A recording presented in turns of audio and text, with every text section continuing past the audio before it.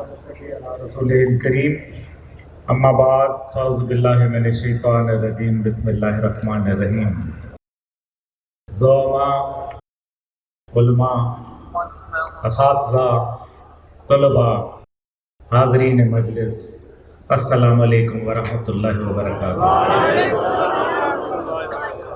मेरी हमेशा की तरह खुश नसीबी है, 4 घंटे का तफील सफ़र तय करने के बाद जब इस रूह परवर मजमे को देखता हूँ, जब इस आशिकान रसूल सल्लल्लाहु अलैहि वसल्लम के समुंदर को ठाठे मारता देखता हूँ, और जब नामूस के रखवालों को देखता हूँ तो सारी थकावट दूर हो जाती है। वल्लाह ऐसा लगता है कि शायद यही जन्नत है।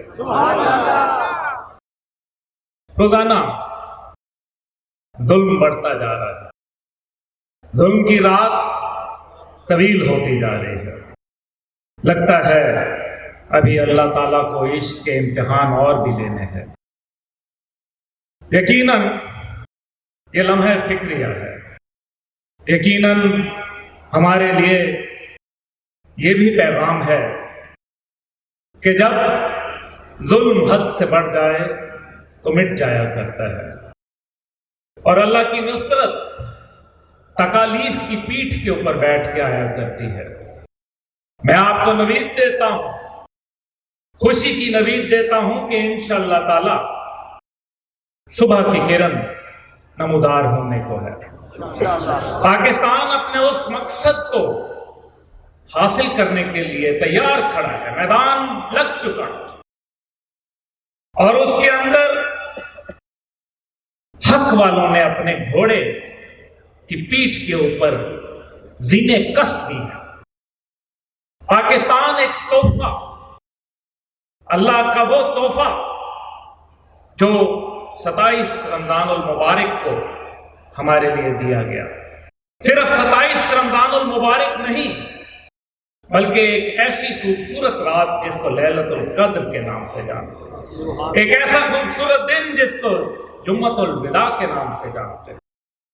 ये सिर्फ महज हादसाती तौर पर मारज़ वजूद में नहीं आया, बल्कि पाकिस्तान एक नजरिए और एक मकसद के लिए पैदा किया गया। वो तमाम इस्लामी मुल्क जो कहते तो अपने आप को इस्लामी हैं, लेकिन वहां अमर अल्लाह नहीं बल्कि अम्र जो है वो बादशाह का चलता है। इसलिए पाकिस्तान वो मुल्क है जिसने आईनी तौर पर अल्लाह की हकमियत आला को कबूल किया। हमने सबसे पहले आइन का पहला लफ्ज़ यह है, आर्टिकल 2A, कि जो कहता है कि बिला शिरकत गैर पाकिस्तान का हाकिम आला कौन है? अल्लाह सुब्हानहू व तआला। जो कहता है 227 आर्टिकल के अंदर के कुरान और सुन्नत से मुतजाद कानून नहीं बनेगा। अगर कुरान और सुन्नत से मुतजाद कानून नहीं बनेगा और हाकिम आला अल्लाह है, और आईनी तौर के ऊपर पाकिस्तान ने ला इलाहा को एंडोर्स कर दिया, उसके ऊपर मोहर लगा दी, तो फिर 73 के आइन क्या कहता है? वो आइन जिसके ऊपर आज हम सब कसम उठाते हैं, वो आइन बड़ा वाज़ेह कहता है कि जो अल्लाह के आखिरी नबी को मोहम्मद सल्लल्लाहु अलैहि वसल्लम को आखिरी नबी नहीं मानता, वो मुसलमान। अब आईने पाकिस्तान के तहत अगर एक खास कौमियत, एक खास अकलियत अपने आप को आइन का पाबंद ही नहीं समझती, तो उसको अकलियती हकूक कैसे दिए जा सकते हैं? मसला यह है कि यह एक कानूनी नुक्ता है, इसको सिर्फ दीन के लोगों के लिए छोड़ दिया गया। ये कोई पहली दफा नहीं है कि नामूस के रखवालों के ऊपर शेलिंग की गई, गोलियां बरसाई गई। तारीख बड़ी लंबी है। मुझे याद है वो गिल मसीह मलून का वो वाक्या जिसके अंदर बेनजीर भुट्टो की हुकूमत के अंदर اس کو جو ہے وہ چھوڑ دیا گیا۔ اور جب احتجاج کرنے لوگ پرامن احتجاج جو کہ جمہوری اور آئینی حق ہے پاکستان کے اندر، اس کے لیے جب شاہ احمد نورانی نکلتے ہیں تو گیس کی شیلنگ ان کے اوپر کی جاتی ہے۔ کوئی بات نہیں، تم نے ہم سے روٹی چھینی، ہم خاموش رہے۔ تم نے ہم سے ہمارا سکون چھینا، ہم خاموش رہے۔ تم نے ہم سے تعلیم اور صحت چھینی، ہم خاموش رہے۔ تم نے ہمارا جینا حرام کر دیا، مہنگائی کا طوفان برپا کر دیا، ہم خاموش رہے۔ تم ہمارا دین ہم سے چھیننا چاہتے ہو، تم ہمارا قرآن ہم سے کشید کرنا چاہتے ہو، تم ہمارا نظریہ ہم سے لینا چاہتے ہو، تم حضور پاک صلی اللہ علیہ وآلہ وسلم کی محبت ہم سے لینا چاہتے ہو، یہ نہیں کرنے دیں گے تمہیں۔ جاؤ جو کرنا ہے تم کر لو، یہ نہیں کرنے دیں گے، نہیں ہوگا، کسی صورت نہیں ہوگا، یہ قابل قبول نہیں، کیونکہ ہم پاکستان ایک نظریے کی بنیاد پہ، لا الہ کی بنیاد کے اوپر پیدا ہونے والا اللہ تعالیٰ کا یہ وہ تحفہ عظیم ہے جس نے دنیا کو ایک نیا نظام دینا ہے۔ ریاست مدینہ کہنے والے لوگ سن لیں کہ ریاست مدینہ ہو اور سود کا کاروبار ہو اور اللہ سے جنگ کا اعلان ہو، یہ کیسے ممکن ہو سکتا ہے؟ یہ نہیں ممکن۔ اس لیے ہمیں چند باتوں کے اوپر غور کرنا ہے۔ ہمیں یہ دیکھنا ہے کہ آج مسئلہ کہاں کھڑا ہے۔ آج ایک وہ قوت ہے جو مغرب کی خوشنودی کے لیے اللہ اور اس کے بنائے ہوئے قوانین کے اوپر اعتراضات کرتی ہے، نعوذ باللہ، اور ایک وہ لوگ ہیں جنہوں نے پاکستان کو صرف دیا ہے۔ یہ وہ قوم ہے جو میرے سامنے بیٹھی ہے۔ عزیز الرحمان ثانی صاحب بلاتے ہیں محبت سے، مولانا عبداللہ وسایا مجھے بہت پیار کرتے ہیں۔ میں نے تمام زندگی ان کو دین کی خدمت کرتے دیکھی، اور اسی طرح سے یہاں جتنے چہرے بیٹھے ہیں بخدا یہ ہمارے سروں کے تاج ہیں۔ یہ وہ لوگ ہیں جنہوں نے اپنی زندگیاں اس قرآن کے لیے، اس دین کے لیے، اس پاکستان کے لیے، اس نظریے کے لیے وقف کی، اور آج ان کے پیروکار یہاں لاکھوں کی تعداد میں موجود ہوتے ہیں۔ ہمیں من حیث الکون چند فیصلے کرنے ہیں۔ ہمیں یہ دیکھنا ہے کہ آج کشمیر جو ہے وہ صرف اور صرف کمزوری جو کہ آپ کے ارادوں میں ہے، کمزوری ہتھیاروں میں نہیں ہوا کرتی، کمزوری ارادوں میں ہوتی ہے، ورنہ ایک نیوکلیئر پاکستان، کشمیر کی مائیں، بہنیں، بیٹیاں، 15,500 خواتین کی اجتماعی آبرو ریزی ہوتی ہے، اور یہاں سے محمد بن قاسم کی صدا بلند نہیں ہوتی۔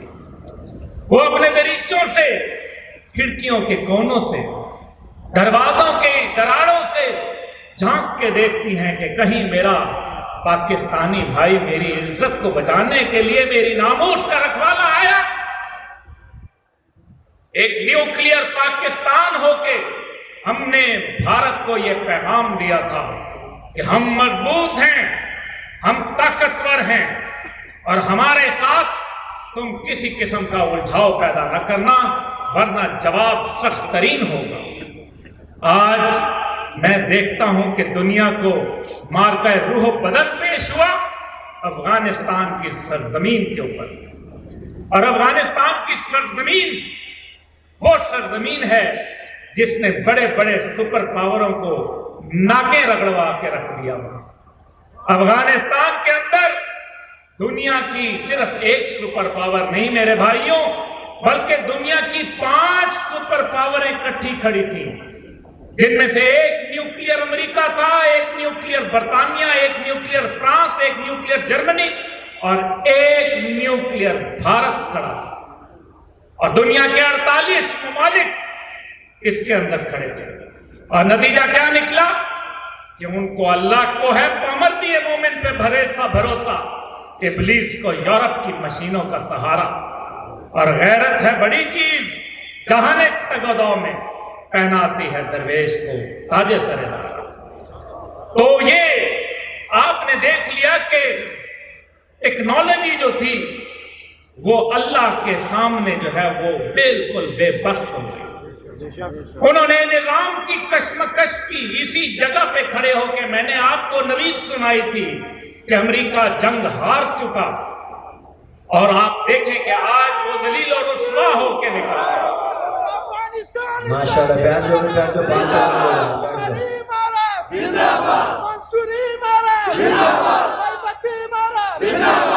نعرہ تکبیر، تاجدار ختم نبوت۔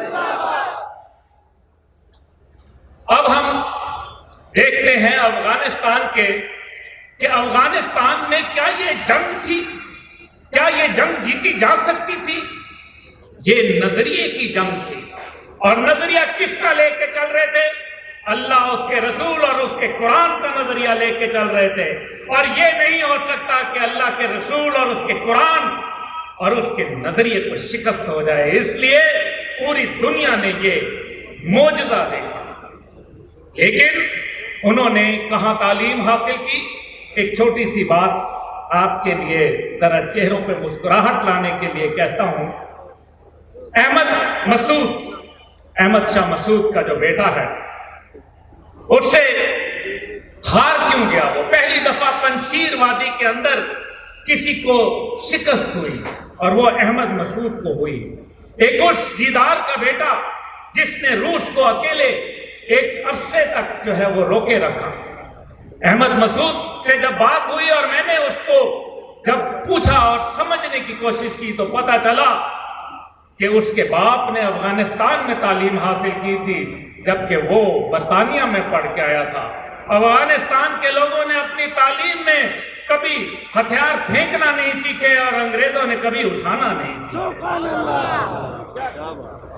اس لیے یہ جو تعلیمی نظام ہے یہ تو آپ کو غیرت بخشتا ہے، لیکن یہ جو تعلیمی نظام جس کو میں پڑھ کے آیا یا جو میں نے دیکھا اور آج کے ہمارے کچھ برگر پڑھ رہے ہیں، یہ تو بے شرم بنا دیتا ہے، یہ تو انسان کے اندر غیرت کو نکال دیتا ہے، یہ تو انسان کو یہ سوچنے پہ مجبور کر دیتا ہے، ٹکراؤ پیدا کر دیتا ہے ہمارے نظریے کے اندر، ہمارے قرآن کے اندر، کہ یہ تعلیمی نظام جو ہے وہ ہمیں بزدل بنا دیتا ہے، اور ہم زیادہ اپنے فائدے اور نقصان کو دیکھتے ہیں، یہ نہیں دیکھتے کہ فائدہ اور نقصان دینے والی ذات اللہ سبحانہ و تعالیٰ کی ہے۔ اس لیے ہمیں اپنی تعلیمی نظام کے اوپر غور کرنا پڑے گا، ہمیں فیصلہ کرنا پڑے گا کہ ہمیں ایک ایسا تعلیمی نظام چاہیے جس کی وجہ سے سلطان صلاح الدین ایوبی جیسے لوگ پیدا ہوں، کہ اگر طاقت کا موازنہ کیا جائے تو سلطان صلاح الدین ایوبی جب یروشلم کے اندر گھٹنوں گھٹنوں تک مسلمانوں کا خون بہہ رہا تھا، اور وہ کہتے تھے کہ جاؤ اپنے اللہ کو بلا کے لاؤ، اپنے رسول کو بلا کے لاؤ اور کہو کہ بچائے تمہیں، تو پھر اللہ تعالیٰ نے ایک ابابیل بھیجی اور 40,000 کا لشکر جنگ حطین کے اندر جا آیا ان کو، جو کعبہ کو نیست و نابود کرنے چلے تھے فرنینڈس کی طاقت، اور وہ 13 لاکھ لوگ تھے، اس کے مقابلے میں 40,000 کا یہ لشکر تھا۔ تو فیصلہ یہ ہوا کہ اللہ تعالیٰ نے 40,000 کو فتح دی، ابرہہ کے ہاتھی ابابیلوں سے کچلے گئے، اور افغانستان کے اندر پہلے برطانیہ، پھر روس اور پھر امریکہ اور ان کے ساتھ طاغوت کی طاقتیں مردار ہوئی۔ یہ ہے اللہ کا فیصلہ۔ آج کیا ہو رہا ہے پاکستان کے اندر؟ دل افسردہ ہے۔ کہیں ایسا تو نہیں مولانا کہ کہیں ایسا تو نہیں کہ پاکستان کو اس سازش کا شکار کیا جا رہا ہے کہ عوام اور افواج کا تصادم پیدا کیا جائے، کیونکہ پولیس تو ناکام ہو گئی، ان کی کلی کھل گئی، ان کی گورننس کی کلی جو تھی وہ تو آشنا ہو گئی۔ لیکن اب مسئلہ یہ ہے کہ اگر خدا نخواستہ کوئی کلیش آتا ہے تو کہیں گے افواج کو آ کے عوام کا مقابلہ کرو، اور پھر امریکہ بہادر یہ مشورہ دے گا یونائٹڈ نیشن کے اندر کہ جناب ایک ایسا ملک جس کے اندر افواج اور عوام ایک دوسرے کے ساتھ دست و گریباں ہیں، ان کو نیوکلیئر صلاحیت سے محروم کیا جائے۔ دوسری طرف معیشت کے نام پہ آپ کو اتنا رگڑا لگایا جا رہا ہے کہ آپ کی چیخیں نکل جائیں اور آپ یہ کہنے پہ مجبور ہو جائیں کہ روٹی اچھی یا نیوکلیئر بم اچھا۔ یہ قوم کی غیرت کا سودا ہو رہا ہے، یہ قوم کی نفس کو چیک کیا جاتا ہے ناموس کے معاملے پہ۔ یہ معاملہ تو ختم ہو گیا، یہ تو طے ہو گیا کائنات کی تشکیل سے پہلے کہ آخری نبی کون ہے، بات تو ختم ہو چکی، یہ اس کو بچانے والے کون ہیں۔ میرے پاکستانیوں، میرے بھائیوں، میرے پیارے مسلمانوں، میرے پیارے توحید پرستوں، یہ سوچنا، اپنے ارد گرد نظر رکھنا تمہارا وقت شروع ہونے کو ہے، کیونکہ ایک نظام پاکستان میں طاقتی طاقتوں کا ڈوب گیا اور ایک نظام افغانستان کے اندر طلوع ہونے کو ہے۔ وہاں معیشت کا کوئی مسئلہ نہیں رہے گا، کیونکہ جس ملک میں انصاف ہوتا ہے وہاں امن آتا ہے، اور جہاں امن آتا ہے وہاں خوشحالی لے کے آتا ہے اللہ سبحانہ و تعالیٰ، یہ اس کا وعدہ ہے۔ اس لیے ہمیں یہ فیصلہ کرنا ہے کہ ہم نے جس مقصد کے لیے پاکستان بنایا تھا، کیا ہم اس مقصد کو حاصل کرنے میں کامیاب ہو گئے؟ کہیں ایسا تو نہیں کہ یہ انقلاب جو لا الہ سے شروع ہوا محمد رسول اللہ کی تکمیل تک ہی نہ پہنچ پایا؟ کہیں ایسا تو نہیں کہ جس نظام کے لیے قائد اعظم رحمت اللہ نے تگدو کی اور بانیان پاکستان نے تگدو کی، کہیں ایسا تو نہیں کہ وہ نظام ہم سے چھینا جا رہا ہے؟ کہیں ایسا تو نہیں کہ پاکستان کا انقلاب ادھورا رہ گیا؟ آج فیصلہ کرنے کا وقت ہے۔ پاکستان اللہ کی مرضی سے نبی پاک صلی اللہ علیہ وآلہ وسلم کی ہدایت کے اوپر تشکیل دیا گیا، یہ سدا قائم رہنے والا ملک ہے، اور انشاءاللہ تعالیٰ میرے پاکستان نور کی مانند ہے اور نور کو زوال نہیں آتا۔ اس لیے انشاءاللہ تعالیٰ میں ایک نئی صبح دیکھ رہا ہوں۔ مجھے امید ہے کہ یہ جو نظاموں کا گندا، جو ایک نظام کی بدبودار لاش اٹھا کے ہم پھر رہے ہیں پچھلے 70 سالوں سے، اس کو دفنانے کا وقت آ گیا، اور انشاءاللہ تعالی اب کی بار جوان سرکار، اب کی بار اسلام سرکار، اب کی بار قرآن سرکار انشاءاللہ تعالی۔ ابھی انشاءاللہ تعالی ہم نے یہ فیصلہ کر لینا ہے، کیونکہ وقت کی قلت ہے اور جمعے کا وقت ہے۔ لیکن میں ایک بات ضرور بتانا چاہتا ہوں کہ یہ جو کچھ ہو رہا ہے یہ ایک نئے نظام کی تکالیف ہیں۔ جس طرح ایک ماں کو تکالیف پیدا ہوتی ہیں پیدائش کے وقت، یہ نظام کی تکالیف ہیں، اور کہہ دو کہ حق آ گیا اور باطل مٹ گیا، کہ بے شک باطل مٹنے کے لیے ہے، اور یہ باطل کا نظام، یہ استعمار کا نظام، اور یہ دنیا جو آج فرانس کے اندر مساجد کو بند کر رہی ہے، اس مہینے صرف 2020 کے اندر تک سینکڑوں مساجد جو ہے وہ 2021 کے آخر تک سینکڑوں مساجد فرانس میں بند کر دی گئیں، اور ہم کہتے ہیں کہ کہیں ایسا نہ ہو یورپ ناراض ہو جائے، اور ہمیں یہ پوچھنا ہے کہ اللہ ناراض نہ ہو جائے۔ اگر اللہ ناراض ہو گیا تو لہلہاتے کھیت یہ راستے میں دیکھتا آیا، پورے راستے سبز کھیت ہیں، لیکن لوگوں کے پاس روٹی نہیں ہے۔ آج 35% لوگ ایک وقت کی روٹی کھا رہے ہیں پاکستان میں، حکومت پاکستان کے اعداد و شمار ہیں۔ ہم مغرب کے غلام نہیں، ہم تمہارے نظام کے غلام نہیں، تم لوگوں نے ہمیں، میری آزاد قوم کو محکوم کر دیا، میری آزاد قوم جو ہے وہ محکوم ہونے کے لیے نہیں بلکہ دنیا کے اوپر راج کرنے کے لیے پیدا ہوئی، کیونکہ ہمارے پاس وہ نظام ہے جو اللہ کا دیا ہوا ہے۔ اور آخر میں صرف اتنا کہوں گا کہ حضرت محمد صلی اللہ علیہ وآلہ وسلم کی آخرت کے اوپر، ان کے آخری نبی ہونے کے اوپر کسی کو کوئی شک ہے تو بتائے کہ کسی کو شک ہے؟ کیا آپ آخری نبی ہیں؟ بولو، اٹھ کے بولو، کھڑے ہو کے بولو کہ آپ آخری نبی ہیں۔ کیا کسی کو شک ہے؟ کیا پاکستان کے اندر کسی کو شک ہے؟ کیا دنیا میں کسی کو شک ہے؟ معاملہ یہی ختم ہو گیا۔ یہ پاکستان کے لوگوں کا ووٹ ہے۔